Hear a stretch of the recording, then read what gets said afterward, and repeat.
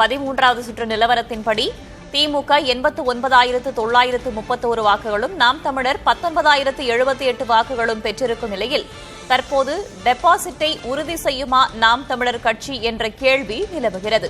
வரக்கூடிய 4 சுற்றுகளில் நாம் தமிழர் கட்சி டெபாசிட்டை உறுதி செய்ய 6,699 வாக்குகள் தேவைப்படுகின்றன.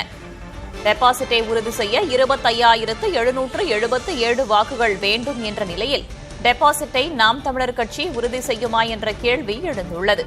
தற்போது வரையில் 13 சுற்றுகள் நிறைவடைந்திருக்கின்றன. 13 சுற்றுகளின் முடிவில் நாம் தமிழர் கட்சி 19,078 வாக்குகளை வாங்கியிருக்கும் நிலையில் டெபாசிட் வேண்டுமென்றால் இன்னும் 6,699 வாக்குகள் தேவைப்படுகின்றன.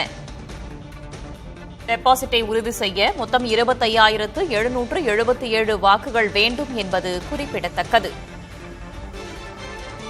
கூடுதல் தகவல்களை வழங்குவதற்காக செய்தியாளர் சுதீஷ் இணைந்திருக்கிறார். அவரிடம் கேட்கலாம். சுதீஷ், தற்போது 13 சுற்று வாக்குகள் நிறைவடைந்திருக்கும் நிலையில் இன்னும் எத்தனை சுற்றுகள் மீதம் இருக்கின்றன? அதனுடைய முடிவுகள் எப்போது வெளியாகும்?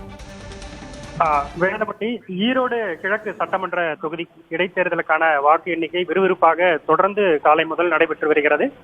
தற்போது வரைக்கும் 13 சுற்று நிலவரம் என்பது தெரிய வந்திருக்கிறது.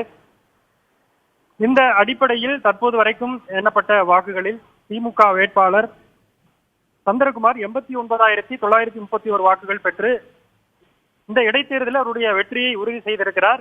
இரண்டாவதாக நாம் தமிழர் கட்சி 19,078 வாக்குகள் பெற்றிருக்கிறார்கள். இருமுனை போட்டி இந்த இடைத்தேர்தலில் திமுகவிற்கும் நாம் தமிழர் கட்சிக்கும் மட்டுமே நிலவி வந்தது.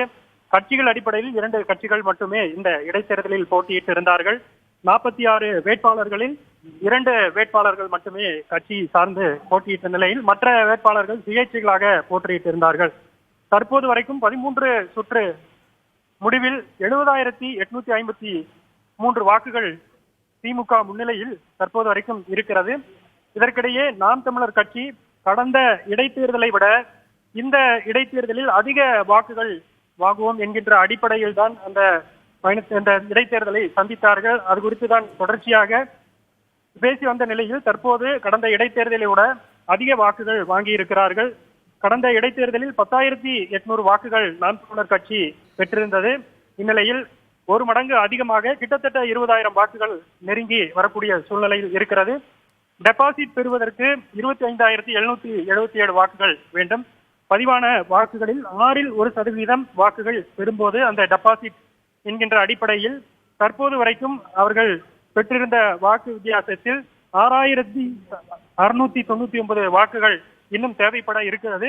13 சுற்றுகள் முடிவடைந்த நிலையில் இன்னும் 4 சுற்றுகள் மீதம் இருக்கிறது. இந்த 4 சுற்று மீதத்தில் தற்போது வரைக்கும் இந்த வாங்கிய வாக்கின் அடிப்படையில் மீதம் 6,699 வாக்குகள் பெற்றால் அந்த டெபாசிட் என்கிற நிலையை நாம் தமிழர் கட்சி உறுதி செய்யும் என்கின்ற அடிப்படையில் தற்போது இந்த வாக்கு எண்ணிக்கை நடைபெற்றுக் கொண்டிருக்கிறது. வேதவள்ளி, இங்கே அண்ணா அறிவாலயத்தில் திமுக தொண்டர்கள் கொண்டாட்டம் என்பதான செய்திகள் ஒரு புறமும் வந்து கொண்டிருக்கின்றன. இந்நிலையில் நாம் தமிழர் கட்சியுமே அதனுடைய டெபாசிட்டை உறுதி செய்யுமா அப்படின்ற கேள்வியோட அடுத்தடுத்த சுற்றுகளில் எவ்வளவு வாக்குகளை வாங்கப் போகிறார்கள் என்பதை அறிவதற்காக மீண்டும் தொடர்பு கொள்கிறோம். சுதீஷ், தற்போதைய தகவல்களுக்கு நன்றி.